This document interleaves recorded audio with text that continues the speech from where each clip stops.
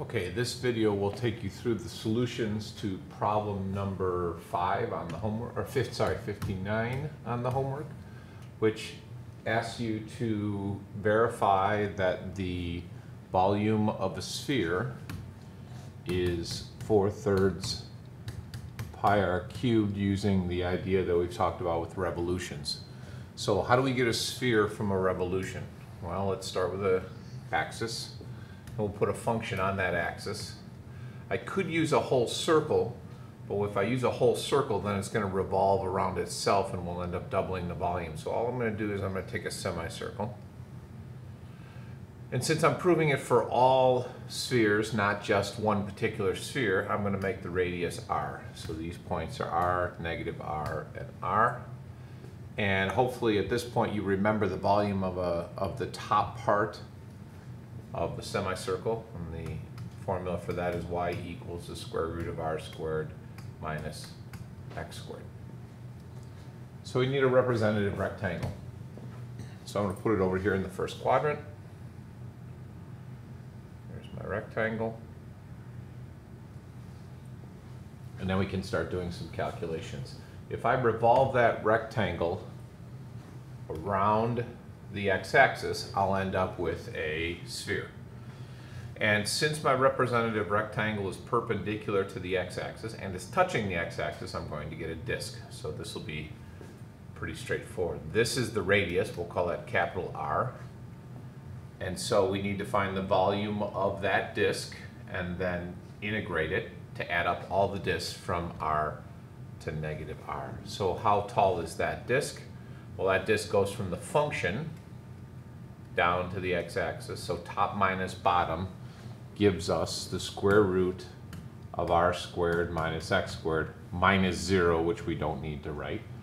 And then using the idea that we talked about to find the volume of the sphere, I have to take that radius and square it, multiply it by pi. So this represents the height of the rectangle. That's capital R. This represents the height of the rectangle.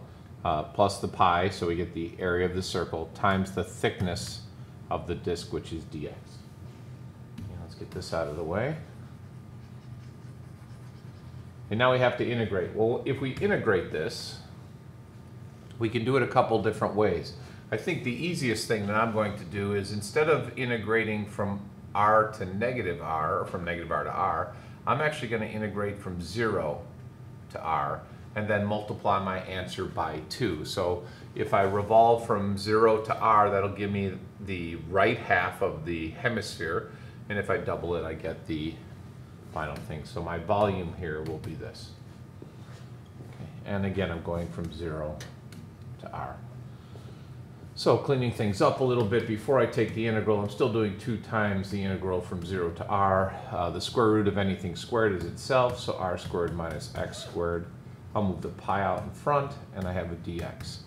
And notice that my differential here is dx, so that means that anything with an x is going to be a variable, but you should also realize now that r is a constant because we fixed that radius to be r. We just didn't want to assign a particular number to it. So when I integrate, I get 2 times pi times this integral. Well, the integral of r squared, since r is a constant, would be r squared times x. And you all know the integral of x squared is 1/3 x cubed. And we want to evaluate that from r to 0. Okay, so that becomes, plugging in r here, we have 2 pi times r cubed, r squared times r cubed, and minus 1/3 r cubed. And then notice that the minus 0 isn't going to matter because that'll make those terms 0. Bringing this up here, r cubed minus 1/3 r cubed is 2/3 r cubed times the 2 pi. And look at that, we get 4 pi over 3 r cubed, which is, of course, the volume of a sphere.